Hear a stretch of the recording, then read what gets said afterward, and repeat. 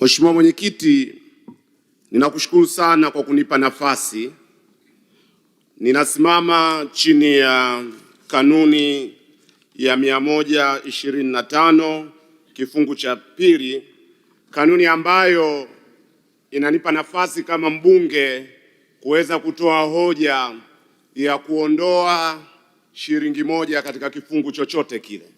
Kwa naomba kutoa hoja kwamba ninaondoa shilingi moja katika kifungu cha 2004 kinachohusu uwezeshaji wa vijana kiuchumi. Mheshimiwa Ado, kabla hujaondoa shilingi uombe maelezo, ueleze issue yako nini hapo. Asante. Naomba kutoa maelezo Mwenyekiti. Kwa kifupi, dakika 2.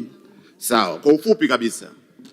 Mheshimiwa Mwenyekiti, kama ambavyo imeelezwa kwenye hotuba na kwenye landama. Taarifa.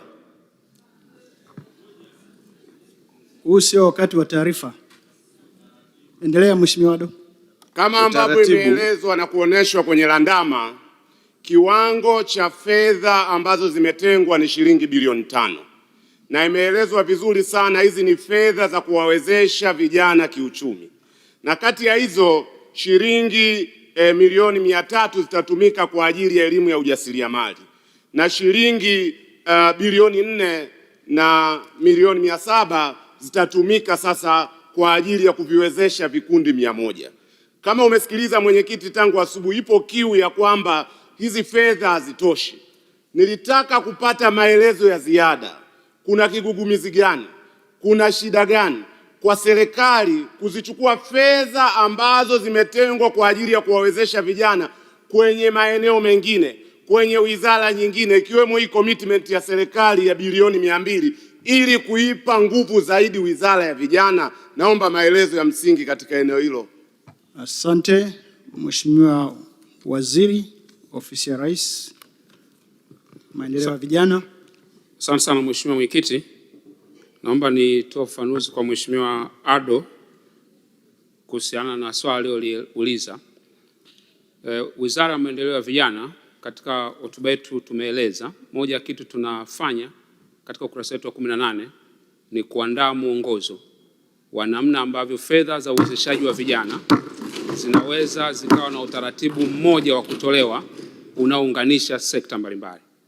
Kwa ningependa ni muhakikishie Mheshimiwa Ado, sawa na maelezo niliyotoa katika ukurasa wa 18, kinachofanyika sasa hivi na serikali ni kuandaa utaratibu mzuri ambao utakuwa na ufanisi, ambao pia utawasaidia vijana wenyewe kuhakikisha fedha hizo zinafika kwa wakati, lakini pia zinatekeleza majukumu yaliyomo pia. Lakini sisi kama wizara pia tunaendelea kuandaa mfumo, na nimeeleza pia katika hotuba yangu kwamba tunaandaa mfumo ambao utakuwa ni kanzidata itakao turahisishia kuwafikia vijana hao, ili fedha zinapotolewa kusiwe na changamoto zingine za kuwafikia vijana kwa haraka na kwa ufanisi mkubwa. Ningeomba Mheshimiwa Ado aweze kuondoa shilingi ili pia atunge mkono, na nimhakikishie serikali itaendelea kuboresha masuala ya vijana wa nchi.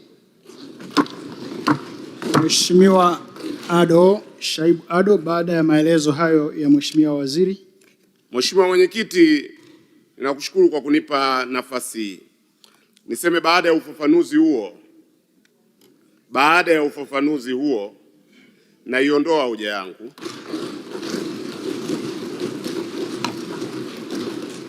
Kwa imani kwamba serikali itakuwa imetusikia vijana wa bunge hili na itatafakari hoja yetu na kuona namna ya kuipa nguvu zaidi wizara ya vijana. Asante sana.